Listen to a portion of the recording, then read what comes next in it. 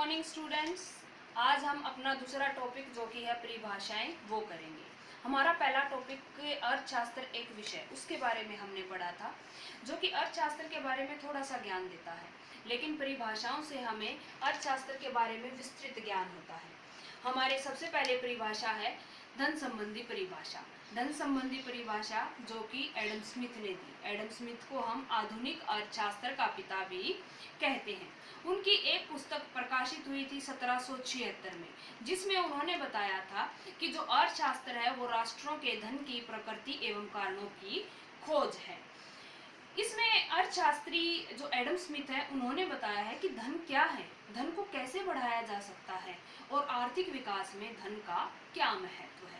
लेकिन बहुत सारे अर्थशास्त्रियों ने इसकी केवल ये कहकर आलोचना कर दी कि धन को केवल महत्व दिया गया है, इसमें मनुष्य जो है उसके कल्याण को कोई भी महत्व नहीं दिया गया है, इसलिए इसको बहुत ही एक दोषपूर्ण परिभाषा का नाम दिया गया। हमारी जो दूसरी है परिभाषा वो है दुर्लभता संबंधी परिभाषा। दुर्लभता संबंधी परिभाषा रॉबिन्स ने दी थी। रॉबिन्स ने कहा कि जो मनुष्य है उसकी आवश्यकताएं असीमित हैं और जो साधन है वो सीमित है, यानी कि धन सीमित है, और उस सीमित धन से एक मनुष्य अपनी आवश्यकताओं को क्या करता है, पूरा करता है। लेकिन इस परिभाषा को भी हम पूर्ण रूप से वो परिभाषा नहीं कह सकते।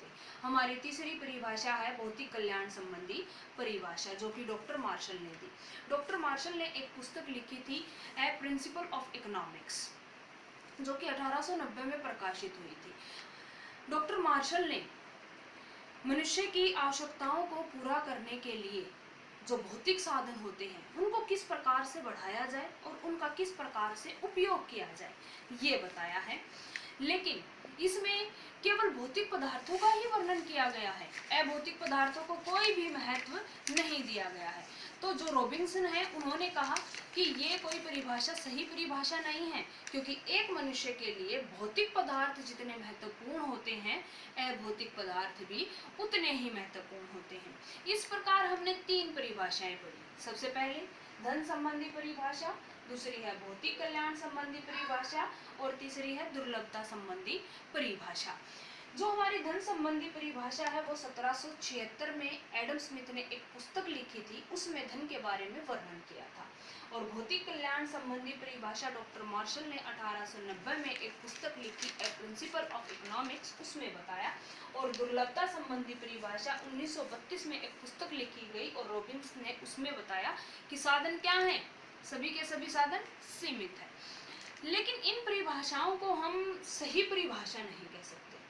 तो एक चौथी परिभाषा का उदय हुआ, जो थी विकास केंद्रित परिभाषा। इस परिभाषा में बताया गया है कि एक मनुष्य अपना विकास करना चाहता है, एक मनुष्य अपनी आवश्यकताओं को पूरा करना चाहता है, लेकिन उसके पास साधन क्या है, सीमित है।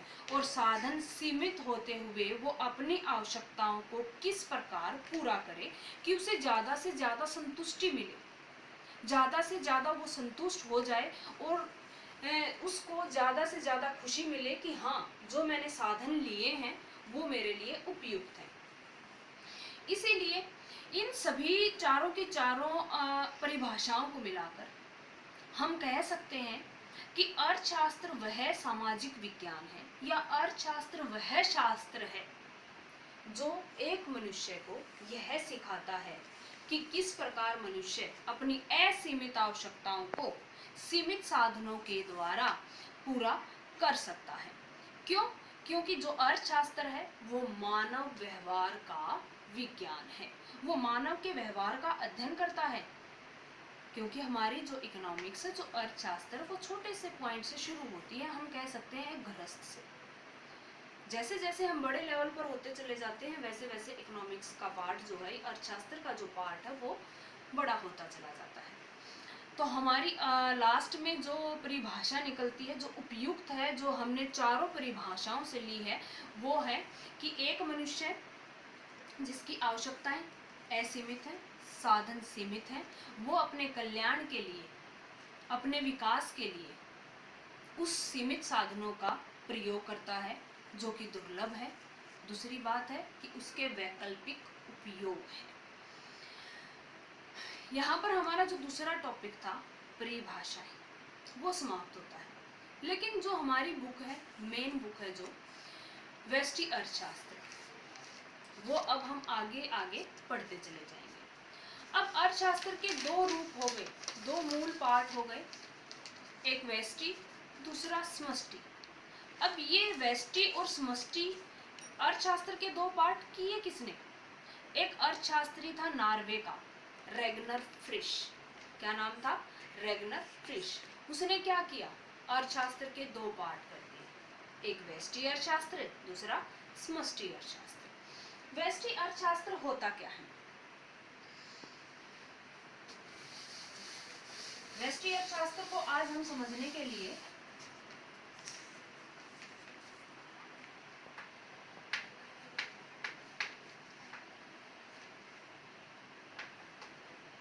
व्यष्टि यानी कि माइक्रो, हिंदी में व्यष्टि, इंग्लिश में माइक्रो। माइक्रो जो शब्द है ये ग्रीक भाषा के माइक्रोज से लिया गया है, जिसका अर्थ क्या है? छोटा।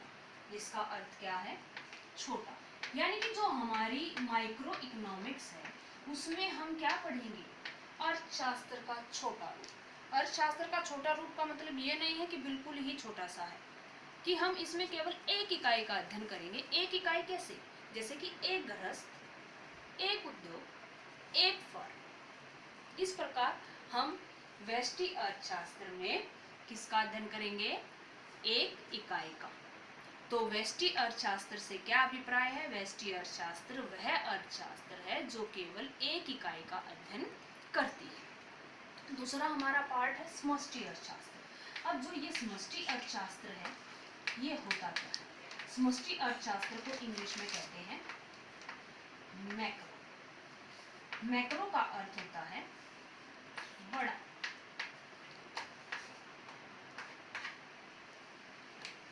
बड़ा यानी कि विस्तृत रूप, जिसमें हम अर्थशास्त्र की सभी इकाइयों का अध्ययन करते हैं, यानी कि सारी की सारी अर्थव्यवस्था का अध्ययन किया जाता है। सारी की सारी अर्थव्यवस्था कैसे?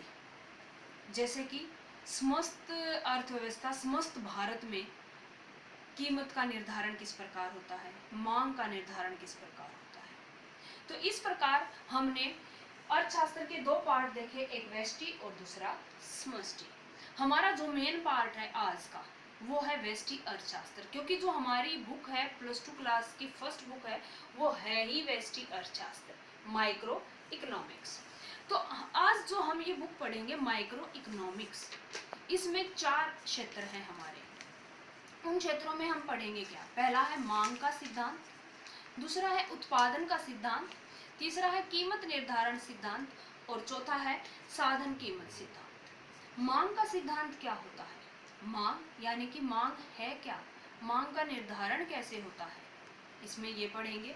दूसरा था हमारा उत्पादन का सिद्धांत, कि उत्पादन क्या है, उत्पादन को कैसे बढ़ाया जा सकता है, उत्पादन किस प्रकार किया जा सकता है। तीसरा था हमारा कीमत निर्धारण का सिद्धांत, कि एक फर्म जो है वो कीमत कहाँ पर तय करती है। तीसरा था हमारा साधन कीमत का, कि जो साधन हमारा उत्पादन करने में सहयोग करते हैं उनकी कीमत क्या होती है। हमारा दूसरा 3-4 टॉपिक हो गए, जिसमें हमने पढ़ा था कि व्यष्टि अर्थशास्त्र में हम पढ़ेंगे क्या क्या। जो ये अभी मैंने क्षेत्र बताए हैं ये पूरे व्यष्टि अर्थशास्त्र को कवर करते हैं। अब हम पढ़ेंगे कि जो ये व्यष्टि अर्थशास्त्र है इसका महत्व क्या है, क्यों पढ़ाई जाती है हमें छोटी इकोनॉमिक्स, बड़ी क्यों नहीं पढ़ाई जाती। शुरू में हम बड़ी पढ़ ले, नहीं, पहले हम छोटी छोटी इकाइयों को पढ़ते हैं। छोटी छोटी इकाइयों को पढ़ने से क्या होता है कि बड़ी इकाइयाँ समझ में आ जाती हैं। इसलिए आज हम पढ़ेंगे कि व्यष्टि अर्थशास्त्र का महत्व क्या है। तो सबसे पहला महत्व है हमारा अर्थव्यवस्था की कार्य प्रणाली, यानी कि जो व्यष्टि अर्थशास्त्र है वो हमें समझाता है कि जो अर्थव्यवस्था है वो किस प्रकार कार्य करती है, उसकी कार्य प्रणाली क्या है। दूसरी है भविष्यवाणी। भविष्यवाणी ये नहीं कि व्यष्टि अर्थशास्त्र कोई भविष्यवाणी करता है या भविष्य का हम कह सकते हैं कि पहले ही बता देता है, नहीं, ऐसा नहीं है। भविष्यवाणी का मतलब होता है कि एक चीज़ दूसरी चीज़ से रिलेट होती है।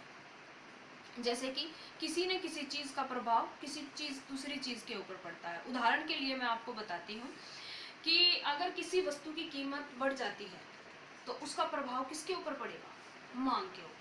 तो हम बता सकते हैं कि अगर इसकी कीमत बढ़ी है तो मांग क्या हो जाएगी? कम हो जाएगी। तो इस प्रकार जो व्यष्टि अर्थशास्त्र है वो क्या करता है? हमारी भविष्यवाणी करता है। तीसरा है आर्थिक नीतियाँ। जब हम छोटे छोटे स्टेप को पढ़ते हैं तो व्यष्टि अर्थशास्त्र हमें बताता है कि किस प्रकार आर्थिक नीतियाँ इसमें सहायक होती हैं और किस प्रकार हम आर्थिक नीतियों का निर्माण भी कर सकते हैं। उससे अगला हमारा है प्रबंध संबंधी निर्णय। व्यष्टि अर्थशास्त्र हमें सिखाता है कि प्रबंध संबंधी निर्णय किस प्रकार किए जा सकते हैं। फिर हमारा अगला वो पॉइंट है आर्थिक कल्याण। व्यष्टि अर्थशास्त्र आर्थिक कल्याण के बारे में बताता है कि किस प्रकार नीतियों का निर्धारण करें कि जिससे क्या हो? आर्थिक कल्याण हो। और हमारा लास्ट जो महत्व है वो है अंतरराष्ट्रीय व्यापार में सहयोग। अंतरराष्ट्रीय व्यापार में सहयोग कैसे? क्योंकि जो हमारी प्रतिस्पर्धा होती है वो केवल देश के अंदर अंदर नहीं बल्कि दूसरे देशों के साथ भी होती है। तो अंतरराष्ट्रीय जो व्यापार है उसको बढ़ाने के लिए हमें पहले छोटे स्तर पर पता होना चाहिए कि हमें किस प्रकार आगे बढ़ना है। अगला हमारा टॉपिक आता है अर्थशास्त्र की प्रकृति। अर्थशास्त्र की प्रकृति मीन्स नेचर क्या है? अर्थशास्त्र जो है ये बताता है कि ये विज्ञान है या कोई कला है। अब हम अर्थशास्त्र को क्या विज्ञान कह सकते हैं या नहीं कह सकते? क्या ये कोई कला है? सबसे पहले हम पढ़ते हैं कि इसको विज्ञान कहा जाएगा या नहीं कहा जाएगा। अर्थशास्त्र एक विज्ञान है। अब पूछोगे कि विज्ञान क्यों है? विज्ञान तो नहीं हो सकता, विज्ञान तो हमारी साइंस होती है। विज्ञान भी दो प्रकार का होता है। जैसे कि एक तो हम जो विज्ञान पढ़ते हैं जिसमें भौतिकी विज्ञान, रसायन विज्ञान ये चीज़ें होती हैं, लेकिन एक विज्ञान होता है सामाजिक विज्ञान। अर्थशास्त्र हमारा क्या है? सामाजिक विज्ञान है। अर्थशास्त्र हमारा क्या है? सामाजिक विज्ञान है। विज्ञान क्यों कहा है? क्योंकि जो विज्ञान होता है, जो साइंस होता है, उसमें कुछ स्टेप होते हैं जिसके कारण उसको साइंस कहा जाता है। जैसे कि कर्मागत अध्ययन। कर्मागत अध्ययन कैसे? स्टेप वाइज चलना। क्योंकि जब भी हम साइंस को पढ़ते हैं तो सबसे पहले हम पढ़ते हैं कि इसका पहला प्रोसेस क्या है, उससे अगला क्या है, उससे अगला क्या है। इसी प्रकार अर्थशास्त्र होता है।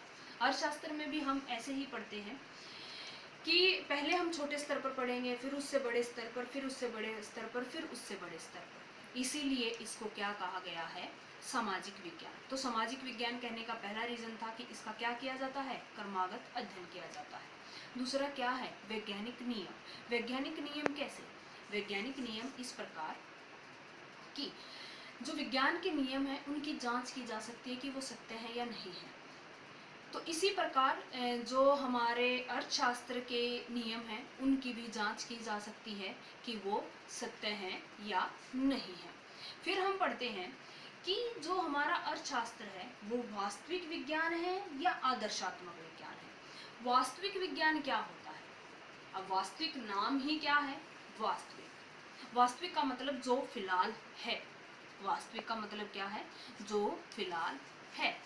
तो हम क्या देखते हैं कि वास्तविक विज्ञान वह विज्ञान है जिसमें हम अर्थशास्त्र के बारे में ये देखते हैं कि ये अभी है या नहीं है। तो वो क्या हो गया? एक वास्तविक विज्ञान जिसमें हम क्या कर सकते हैं? उसकी सत्यता की जांच कर सकते हैं, क्योंकि फिलहाल जो हमारे पास है वो है। दूसरा हमारा विज्ञान आता है आदर्शात्मक विज्ञान। आदर्शात्मक नाम से ही स्पष्ट हो जाता है कि आदर्शात्मक होता क्या है। आदर्शात्मक में होता है कि क्या होना चाहिए। जैसे कि कह सकते हैं कि एक अच्छे गांव के लिए क्या रिक्वायरमेंट होती है? अच्छा गांव वो होता है जिसमें पक्की सड़क होनी चाहिए, पक्की नालियाँ होनी चाहिए, सभी व्यक्ति अपना उत्तरदायित्व समझें, पढ़े लिखे व्यक्ति होने चाहिए या पाठशालाएं होनी चाहिए। इसी प्रकार क्या वर्ड आ रहा है बार बार? होना चाहिए। तो अर्थशास्त्र क्या है? अर्थशास्त्र हमें बताता है कि क्या होना चाहिए। तो अर्थशास्त्र क्या है? एक आदर्शात्मक विज्ञान। अगला स्टेप हमने पढ़ा था कि अर्थशास्त्र कला के रूप में भी है। हाँ, हम कह सकते हैं कि अर्थशास्त्र कला के रूप में। अब कला कैसे? अभी तो ये विज्ञान था और अभी कला में बदल गया। तो कला कैसे होगी? कला का मतलब होता है किसी भी समस्या को हल करने का जो हमारे पास हुनर होता है, उसको हम कला कहते हैं। तो जो अर्थशास्त्र है उसके अंदर एक हुनर है कि वो समस्याओं का क्या करता है, समाधान करता है। इसीलिए अर्थशास्त्र को क्या कहा गया है, एक कला कहा गया है। क्यों? क्योंकि जब हम किसी भी समस्या को सुलझाने के लिए अपनी नीतियों को व्यवहारिक रूप में लेकर आते हैं तो समस्या सुलझ जाती है। इसी प्रकार जो अर्थशास्त्र है वो क्या करता है कि नीतियों को व्यवहारिक रूप में लेकर आता है, जिससे क्या हो जाता है कि जो हमारी जितनी भी समस्याएं हैं आर्थिक संबंधी, वो सारी की सारी क्या हो जाती हैं, सॉल्व हो जाती हैं। इस प्रकार आज का जो हमारा चैप्टर था अर्थशास्त्र एक विषय, वो हमने पढ़ा। और अर्थशास्त्र एक विषय है, उसमें हमने बहुत सारे टॉपिक पढ़े। एक बार और मैं आपको रिवीजन बता देती हूँ कि हमने टॉपिक कौन कौन से पढ़े हैं। सबसे पहले हमारा टॉपिक था अर्थशास्त्र,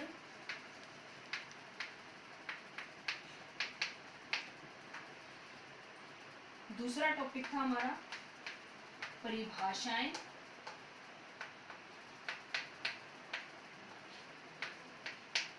तीसरा टॉपिक था हमारा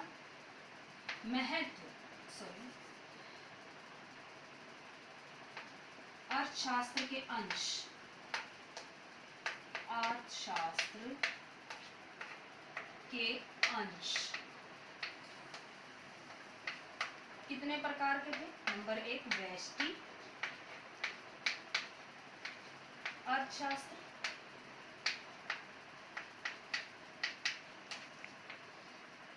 नंबर 2 समष्टि अर्थशास्त्र,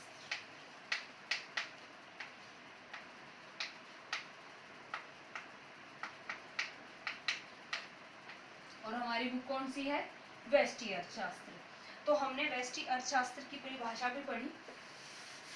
और टॉपिक है हमारे जो चौथा टॉपिक है व्यष्टि अर्थशास्त्र, व्यष्टि अर्थशास्त्र का क्षेत्र, जो कि हमें ये बताता है कि हमारी बुक में क्या क्या है पढ़ने के लिए। और उन्हीं चीजों के बारे में आज हम क्या करेंगे, अध्ययन करेंगे। हमारा पांचवा जो है वो ये कहता है कि जो व्यष्टि अर्थशास्त्र है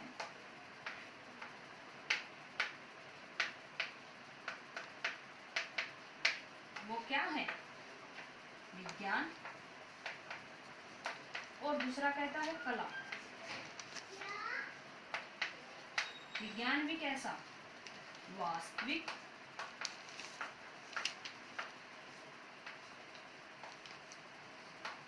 और दूसरा हम कह सकते हैं आदर्शवादी।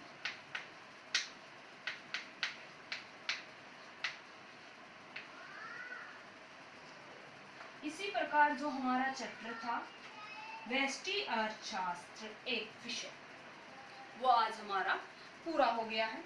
आई होप कि आप लोगों को सही समझ में आया होगा।